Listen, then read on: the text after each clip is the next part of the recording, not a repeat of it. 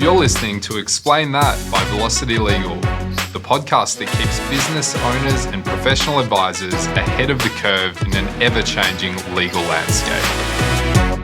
Well, there's a rising trend among Victorian property owners. They may have purchased a property in a discretionary trust and are now realising that there's a lot of tax issues with that, and that those property owners are looking to actually get those properties out of a discretionary trust. The good news is that there may be a duty exemption available for those situations, but there are traps, there are pitfalls, and you need to be very careful. Today, I'm going to be talking about transferring a property, Victorian property, from a discretionary trust to a beneficiary, and how to get that exempt from duty and what else to consider. I'm joined by Associate Tom Warrington, who's a tax lawyer within Velocity Legal's tax team. Welcome, Tom. Thanks, Andrew. Appreciate it. So, Tom, in your practice, have you seen this as a rising trend or a common occurrence that there's property in a discretionary trust and the owners are looking to sort of restructure that out? Yeah, absolutely. I think it's becoming more and more prevalent. I think with the recent COVID pandemic and the COVID debt repayment plan from the Victorian government and the land tax just increasing dramatically in Victoria, especially for properties that are owned in trusts and the surcharge rate that comes with that. Properties in discretionary trusts are looking a lot less attractive for people because those costs are just ramping up on an annual basis. Yeah. So like the asset protection benefits that people often, the reasons they put them in the trust, that isn't looking as attractive anymore when you've got these incredibly high land tax bills coming in. So yeah, people are more and more common, I think, to think about, okay, how do I get this out of the trust and can I do it without massive tax implications? So we've seen quite a few people come in recently with this very question. Yeah, and of course, if they can't do it without massive complications or costs, then maybe they won't do it. But if it can be done in a not too painful way, then, as you said, there's those land tax savings, which, if the property's owned in a trust, maybe you've got surcharge rates, values have gone up. And if it's their main residence, then, well, they can't get it exempt from land tax. Yeah, and what's it doing in a trust anyway? If it's your main residence, you missed out on that main residence exemption in the future when you do come to sell the property. So CGT, and then there's of course vacant residential land tax complications. Absolutely, especially the holiday homes nowadays. People with properties down the Mornington Peninsula, Bellarine Peninsula. Vacant residential land tax is now such a consideration. If they've owned the property for a long time, they might have that exemption, the holiday home exemption. So all these factors, I guess, are weighing up right now that are contributing to this question of, like, in Victoria, putting properties in trusts, it's really not very attractive anymore as a proposition. Especially if they're living in it. And it could be, especially, I don't know if you've seen, this is a common situation, the individuals have lived in Melbourne, they had a place in Melbourne and then they bought somewhere else in a holiday type location. They bought that in the trust because that's the advice they got at the time. Yeah. But now, they've retired maybe, or, they want to move to that holiday location full time. Yeah. Is that sort of one of the trends you're Absolutely. seeing? Yeah, you're seeing that quite often recently. And I think, today we're going to talk a lot about duty and that, duty exemption. Obviously, when you do get this property out of the trust, if that's what you'd like, because you want to move to your holiday home and set up on the beach for your retirement. Duty is obviously a key consideration as to what the duty bill will be to get this property out. But firstly, I just have to preface that CGT is also a big consideration. And for these people who may have owned this property down the peninsula for 5, 10, 15, 20 years, getting this property out of the trust is also a CGT event, and that will have a tax liability connected to it. So if there's a significant capital gain in the property, expect a tax bill associated with that, completely separate to duty. Yeah. So if it is something that's quite long-term, the property's been there for a while, make sure you are happy with the CGT that's going to come with getting this property out of the trust. I think we've also seen, I think COVID was obviously we had a lot of people fleeing to the beach. And we had a lot of people purchasing properties down the peninsulas, in Victoria specifically, I'm just talking about. The prices I know in Victoria in those locations went through the roof during COVID. 2021 was sort of the peak. And then it went crazy. The growth was amazing. down there. So if people purchased it for those quite inflated prices during COVID, for example, and now they're thinking, oh, actually, we don't want this property in the trust. This is expensive. Those prices have kind of gone down. There might not be a capital gain at all. There might not be a capital gain, and that's kind of my point. Is that like now might be a good time if you do want to get a property out of a trust to look into it, because that CGT bill might not be a factor, and we can just focus on the duty exemption, and whether we can get rid of that duty for you, essentially. It's a good point, and so it's important to not forget the CGT. I guess moving to the duty, what people absolutely hate more than paying duty once on a property is paying duty a second time on a property. Double duty, exactly. Where essentially, yes, it's you or it's your trust, but it's still really owned by entities related to you. No one likes that. No, exactly, and we're paying duty at 5.5% mostly. 5.5% for like properties rounding. Most Victorian properties round, that up to $2 million range, about 5.5%. So that's $100,000 on a $2 million property. You want to be absolutely sure before doing it. Yeah, because you've already paid the $100,000, and you want to cough up another $100,000 as well in duty just to get the property out of the trust now. Sure, land tax might be a lot, but is it going to add up to $100,000 in that extra duty payment you're going to make? And who wants to give the government another $100,000 to get a property out of a trust? So another key consideration you need to. So I understand there is a duty exemption available for discretionary trusts to beneficiaries. Correct. But I do understand there's a few pitfalls, and probably this case we've been talking about offline, Paolo, is probably the best indication of what not to do almost. Yeah, absolutely. So there is a duty exemption in Victoria, which is a nice exemption to have, and not all states do have this exemption, so we're very lucky in Victoria. The requirements of the duty exemption are quite strict. So firstly, you need to obviously pay duty when you first purchase the property. Yep. That's a given, really. Yep. Secondly, you need to have been a beneficiary of that trust that purchased the property at the time the property was purchased, or you've become a beneficiary via, becoming a spouse of an individual who's a beneficiary, or a stepchild, or a de facto. So there are ways of getting in, but essentially you need to be within that class of beneficiaries of the trust when the property is purchased. If we're talking individuals, that's usually would be fine. Normally not an issue. Yep.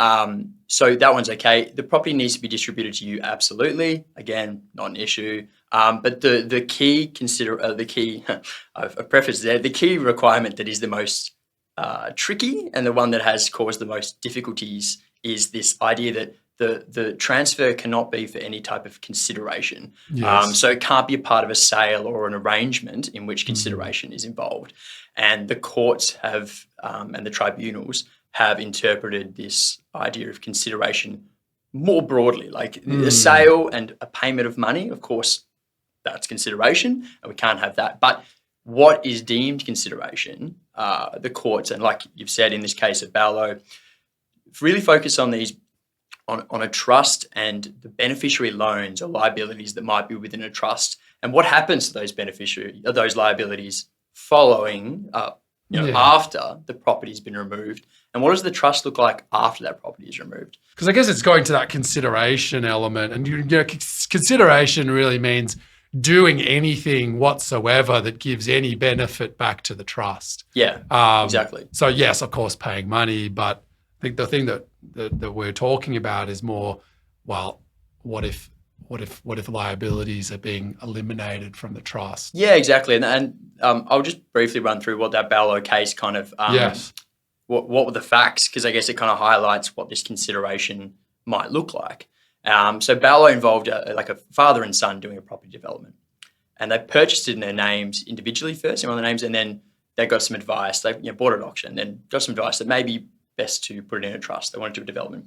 So they nominated a trust as purchaser, purchased the property. I think the father contributed the deposit and the duty amount, bill to buy the property. So he paid that in personally. And in the financials of that trust that purchased the property, it was recorded as a beneficiary loan. Which is very common. Very common. People chip in money to the trust, and Absolutely. It's usually treated as a liability of the trust. Absolutely. So that's now a liability of the trust going forward. They purchased the property. The trust owns the property, but if the beneficiary loan is owed to the father. Now, they decided, I think the son wanted to live in the property, one of the properties. They wanted to develop and build 2 units. I think the son wanted to live in it, one of them. So they said, okay, well, we want to utilize the main resident exemption, I guess, down the track for him. Let's get this property out of the trust. And they, as we've kind of discussed, they did the duty exemption application, which is required to the State Revenue Office. They, did the conveyance to, sell the property and distribute it out of the trust to the individual. However, following the distribution, that beneficiary loan that was sitting in the trust financials, the updated financials suddenly, that loan was disappeared. Gone. It disappeared. Yeah. So you think, oh, well, hang on. The trust has been enriched, essentially. The trust has been enriched. The trust had a liability that it had to pay that was owed to the father. And suddenly that property has disappeared out of the trust and that loan has disappeared with it. So the trust has been enriched. It no longer has liability. So that is, the court in Barlow just said, well, that is a form of consideration because that the father or the individual, the beneficiary, they had a money owing to them from the trust. And when this property was distributed to a beneficiary, they no longer were owed that money. So there was a form of consideration. Yes, I get you. And it's something that's been found in quite a few cases, that these financials and how these financials are like recorded following a transaction, any type of forgiveness or waiver of those beneficiary loans will be deemed to be a form of consideration. So, and it's completely fatal, right? That's not a pro-rata duty exemption. No. You lose entirely. You lose all the exemption application. You've gone through all the expense of getting the lawyer or something to draft up the exemption application. Yeah. And then, you're whacked with the duty regardless. So it's something to take notice of. So the financials of the trust, how money was contributed to buy the property, how it was reflected in the financials, whether it was a beneficiary loan or even a gift. So I think what we've seen in our practice a few times is that, if I'm buying a property using a family trust and I'm the one, controlling it and I'm beneficiary of the trust and I'm the director of the trustee and I'm contributing the cash to purchase the property, you don't ever expect that cash isn't coming out of the trust to you. Sure, you're putting the money into the trust to buy the property, but the trust isn't going to pay that cash back really until it sells the property. Yeah. So I understand reflecting as a beneficiary loan, but another way to do it is to reflect it as a gift. So in Barlow, let's say if they went and that deposit and that stamp duty were gifted to the trust at the very start, it might not have even been an issue. Absolutely, because then there's no liability, I guess, owing to the beneficiary. Any beneficiary that then gets distributed the property. So you don't have that concern. Yeah. Obviously, that's not always feasible. Sometimes, other people are chipping in money. Yeah. And they don't want to be gifted. They want the money back. And what about the situation where that loan, let's say, it's discretionary trust and it's got this property and it wants to distribute the property out and there's already these liabilities there. What about when the trust leaves those liabilities in the trust? So to say, property goes out, but the liabilities are left in the trust. Yeah, exactly. That is a key consideration when thinking about whether you can distribute this property, is because a trust might not just own this property. A trust might do other things as well. So there might be other liabilities in that trust that the trust, owes to someone or some individual. There's money owing. If the property is a significant asset of that trust and the value of that property is removed, if the liabilities remaining in that trust outweigh the assets remaining in the trust, well then how is the liabilities ever being paid back? You're sort of pulling the value out and there's sort of never going to be able to pay those liabilities. They're never going to pay those liabilities. So that the court, that is also then a form of consideration because the trust needs to have assets remaining to cover any liabilities that they have, that they have left over following the transfer of that property. So it's important to look at the financials and understand, well, what are the assets in the trust before we distribute? If it's not just the property, if there are other things in that trust, the financials might just reflect like the initial costs of those assets. But what are the current market value of those assets too? Yes. Because if we do the calculations and we remove the property and that value gone and liabilities outweigh assets, well then that's an issue. But if the market value of those assets actually still outweighs the liabilities remaining, then we won't have an issue to distribute the property out and still get access to that duty exemption. So. And some of these things are real planning things where, Yeah. you know, I'm sure you've got situations where you advise clients, you know, years out that, okay, there's a problem now, but with the right type of planning or the wrong type of planning, you might have a problem. Yeah, because when we're doing this, so you have to do a duty exemption application and lodge that to the State Revenue Office to essentially say, we acknowledge this is dutiable, you know, getting this property out is dutiable, but we think it essentially would be eligible for this exemption. And you outline, you know, why it satisfies those requirements of the exemption. And as part of this, there's the SRO have like an evidentiary manual and requirements that you need to kind of provide them specific things with this application. One of them is 3 years worth of financials of the trust. So when you talk about planning, this is something that, you know, if you're looking to do the distribution of the property, there's mortgages connected, which I'm sure we'll talk about down the track. There are loans, there are issues. You only need to provide them the last 3 years worth of financials. So if there is some planning and we can do this, you know, more than 3 years potentially out or just in advance, so the most recent financials, you know, provide might be, you know, look better, then we can do that planning, I guess, in advance to make sure there is no consideration issue. And there'd obviously be other reasons for doing those things which have nothing to do with duty. So, you know, there might be very good reasons why doing it this way versus that way has other effects as well. Yeah. But yeah, you mentioned mortgages. My question, what about bank mortgages? I understand they're treated slightly differently. Yeah. So like I said, you purchase the property in a trust, but it might have a bank loan and a mortgage registered with that property, you know, connected with that property. You can't strip the property out of the trust and leave the mortgage. The bank won't let you. The bank won't let you.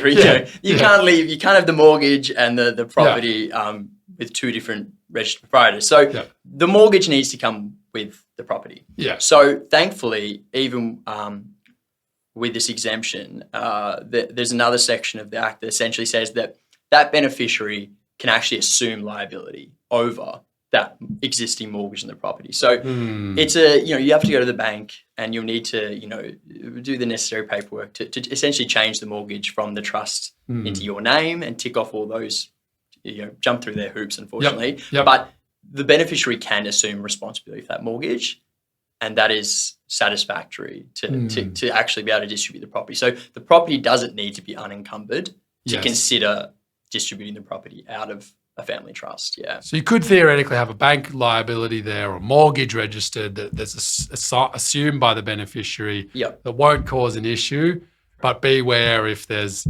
beneficiary loan accounts either being assumed or forgiven or the trust sort of going underwater such that it doesn't have assets to pay those liabilities. Absolutely. And this is why I think before, like all these traps, like we're talking about, there are lots of traps when you're doing this type of transfer of property. So I think that's why when you are, if this is something you're interested in, and you know, it's really important to get a thorough review of from someone like us. A thorough review of your financials, the history of the property, what kind of capital gain you might be looking for. What's the financial of the trust showing? What kind of liabilities do we have? Like, we need to tick off all those boxes to make sure that you know what the liabilities or what the outcome, I guess, like what are the liabilities that are going to come from getting this property? What's it going to look like for you? You don't want any unintended little bombs going off that, you know, you suddenly get whacked with a massive tax bill from getting this property out. So a thorough review is really important. And is that what you normally do? Typically, if a client comes to you and says, hey, we've got this property in the trust, we're thinking about doing this, which is your advice essentially that, look, before doing anything, we really need to review everything, make sure we're confident on the duty position, understand the CGT, cost benefit, and then go ahead and pull the trigger. Yeah, exactly. We don't want our clients to be surprised. And we don't want to incur costs, you know, preparing duty exemption applications, preparing, you know, to distribute a property out, you need to prepare like a deed of capital distribution, essentially, which it's the vehicle that gets the property out of the trust to the beneficiary. This takes time, you know, it takes expertise. And then you also need to do the conveyance of the property, actually, you know, selling the property, really, distributing it from, you know, moving the registered title over to the individual. So all those things incur costs to actually get the property out. So before we even start on any of those processes and incurring those costs, we like to do that thorough review to make sure the client knows everything. They know what's the duty, if they're going to be eligible, or we can advise them on, are you going to get the duty exemption? Yeah. What are the CGT liabilities? Like, what's the capital gain looking like? And if we're happy you're going to get the application and we can advise you on that, if you're happy with the CGT or hopefully there's no CGT, even only at that point would we then be like, okay, this is what the implications are. Would you like to do it? Yes. Yes. Okay. Well, then now we can start the process of actually getting the property It's out. having that comfort before going ahead that you're not going to have a problem. Well, you don't want to get kicked back by the state revenue office. Yeah. And if you think that there might be a problem, I guess it's more there's a potential issue. Here are some options around how to maybe fix it. Maybe you got to, do other things, and there's options there, even if it is a one that's a bit more of an issue. Yeah, exactly. It might be a situation where there's a big mortgage on the property, and you might want to, you might not want to assume that mortgage. But you might have lots of cash in an offset account, offsetting that mortgage, and you've just for flexibility. Like, you may arrange your finance in the way. Well, if we look at that and we review that, we're like, well, if we can just pay that mortgage out with the offset account, then you don't need to assume. Then we won't need to go through a process of assuming the mortgage. Yeah. And if you've got some equity in the property, maybe you can just draw down on that property once it's distributed into your name. So there are ways that we can think about this process and plan and have those conversations to get what you're after. Final question, Tom. Now, this is an area where there's sort of a lot of myths and misconceptions. What would you, and I'm going to ask you just for one, not many, but what would you say the number one myth or misconception is with transferring just properties out of discretionary trust? One of the myths, I guess, that you automatically get the duty exemption.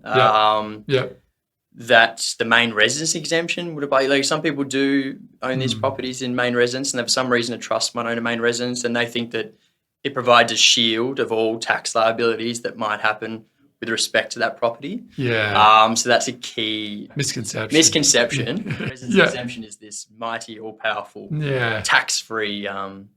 Because it might be your main residence, but at the end of the day, if it's owned by a trust, it's not owned by you personally. You don't get the main residence exemption. No, exactly. So you will get it going forward, starting from day one, if, the CGT going forward, once you distribute the property. But up until that point, you didn't own the property, the trust did. So, I think the key thing is that is some type of get out of jail free card. Tom, I wanted to ask one final question. In seeking advice on a stamp duty or duty exemption issue, why should someone be speaking to a lawyer rather than an accountant? Yeah, it's quite common misconception actually that accountants can kind of advise on all area of taxes. Unfortunately, their type of insurance and coverage of accountants doesn't actually cover them for advising on state taxes. So technically, you should really seek the advice of a tax lawyer to get that advice on the duty exemption or any type of estate taxes, payroll tax, land tax, et cetera, et cetera. So it is important when you are thinking about state taxes to you can go to your accountant at first, your first call to say if you do have questions. But often the accountant will then pass you on to someone like us because we're allowed to properly advise on state taxes and how to proceed with something like a duty exemption application. Yeah. And it's that intersection between legal and tax, and state tax is different to federal tax. So yes. And that's the thing, and we have to think about all the implications, state and federal. Yes. And we can do that for you. Yeah. Well, thank you so much for being part of this episode. If anyone has any questions, considerations about properties owned with discretionary trusts and looking to get them out, I encourage you to reach out to Tom, and he's happy to have an initial discussion with you about that and your options. Cheers. Thanks, Andrew.